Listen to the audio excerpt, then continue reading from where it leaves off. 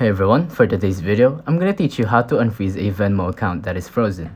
With this tutorial, you're gonna learn how to unfreeze it and what caused it. So, you're gonna want to go to help.venmo.com so you can get the full help. And I'm just gonna read this to you because I don't have a frozen account and I can't really help you with it. So as you can see, if your Venmo account is frozen, this article can help figure out how to unfreeze it. This will show the problem, which is my account is frozen due to a failed payment, or why is my account frozen and how can I freeze it.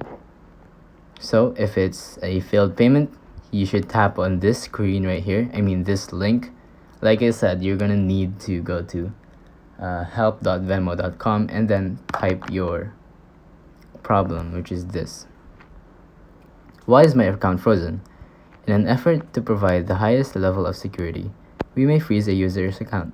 So they're just trying to protect your money and stuff.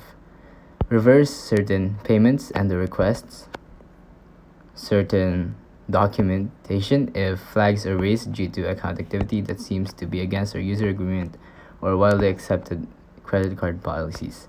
So this means that if you broke a law within their user agreement, they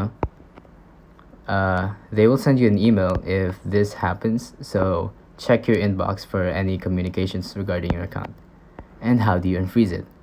Unless your account is frozen due to a failed payment, their team will need to assist you using email. So if it's not a failed payment, you're just gonna need to email them. If it is a failed payment, you're gonna want to wait your account. So you don't really have to do anything if it's a failed payment.